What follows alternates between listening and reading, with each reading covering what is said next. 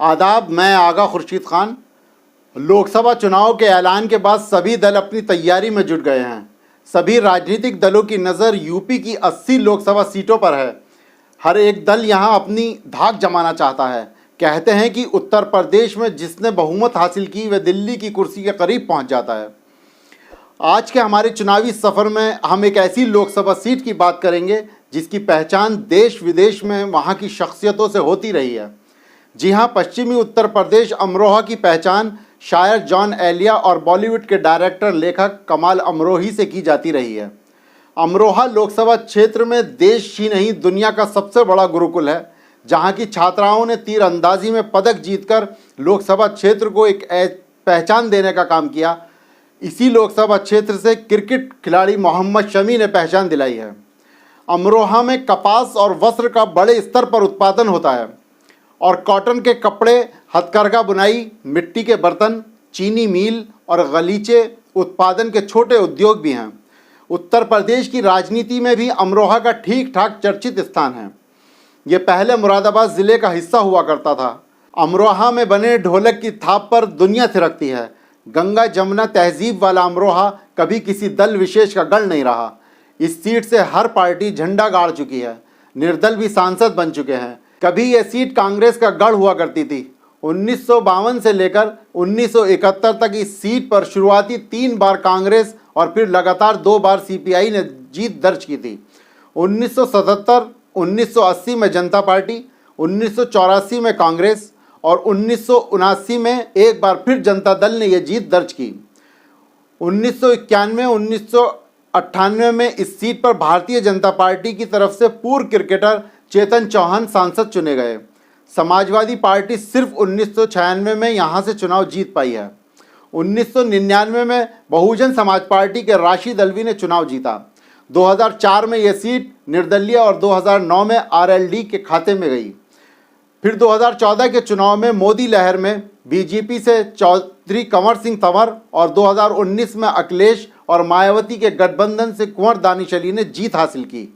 2019 के संसदीय चुनाव में बहुजन समाज पार्टी के प्रत्याशी कुंवर दानिश अली को जीत मिली थी, लेकिन 2024 के चुनाव से पहले ही पार्टी प्रमुख मायावती ने दानिश को पार्टी विरोधी गतिविधियों के लिए बसपा से निकाल दिया था। उसके बाद अब कुंवर दानिश अली को कांग्रेस पार्टी में शामिल किया गया है। माना जा रहा है कि कुंवर दानिश अली को इंडिया गठबंधन से कांग्रेस पार्टी का प्रत्याशी बनाया जाना तय है। संसद में बीजेपी सांसद रमेश बिधूड़ी ने कुंवर दानिश अली के साथ जो व्यवहार किया, उसके बाद से कहीं ना कहीं अमरोहा की जनता के बीच कुंवर दानिश अली के लिए झुकाव है। हालांकि लगातार क्षेत्र से कटे रहने की वजह से उनको नुकसान झेलना पड़ सकता है। वहीं भाजपा ने अमरोहा लोकसभा सीट से लगातार तीसरी बार चौधरी कंवर सिंह तंवर को टिकट दिया है। साल 2014 लोकसभा चुनाव में कंवर सिंह तंवर ने बड़ी जीत हासिल की, मगर साल 2019 में उन्हें हार का सामना करना पड़ा था। कंवर सिंह तंवर देश के सबसे अमीर सांसदों में से एक हैं। बसपा ने भी अमरोहा लोकसभा सीट से अपना प्रत्याशी घोषित कर दिया है। बसपा ने डॉक्टर मुजाहिद हुसैन को प्रत्याशी घोषित किया है। डॉक्टर मुजाहिद हुसैन मूल रूप से गाज़ियाबाद के डासना के रहने वाले हैं। वह 2 साल पहले ही बसपा में शामिल हुए हैं।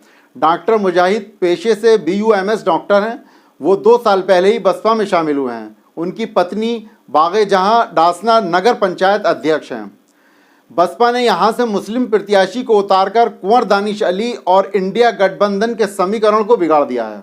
राजनीतिक जानकारों का कहना है कि बसपा सीधे तौर पर विपक्ष के प्रत्याशी को नुकसान पहुंचाएगी। यह नुकसान इतना बड़ा हो सकता है कि इसके कारण बीजेपी का चुनाव आराम से निकल जाएगा। जातिगत रूप से देखें तो जाट, गुर्जर, दलितों की संख्या सबसे ज़्यादा है। इसके अलावा करीब 20% मुस्लिम मतदाता भी हैं। इस लोकसभा सीट की सबसे बड़ी खासियत यह है कि यहाँ की जनता हर 5 साल में अपना सांसद बदल देती है। इस परंपरा को आज तक कोई दल नहीं तोड़ पाया है। ख़ास बात यह है कि इस लोकसभा सीट पर करीब 17 चुनाव हो चुके हैं। हर बार मतदाताओं ने चौंकाने वाले परिणाम दिए हैं। 40 साल से यहाँ कांग्रेस और 28 साल से सपा को जीत नसीब नहीं हुई है। बसपा को 2 बार जीत मिली है। इस सीट पर निर्दलियों का असर इससे समझा जा सकता है कि 2 चुनाव जीतने के साथ 2 बार निर्दल चेहरे यहां दूसरे पायदान तक पहुंचे। ये चुनावी नतीजे इस बात का सबूत दे रहे हैं कि अमरोहा की जनता ने हमेशा चौंकाने वाले फैसले दिए हैं। अब देखना दिलचस्प होगा कि कुंवर दानिश अली को अमरोहा की जनता एक बार फिर मौका देकर हर किसी को चौंकाती है या फिर पुरानी रिवायत को आगे बढ़ाती रहेगी।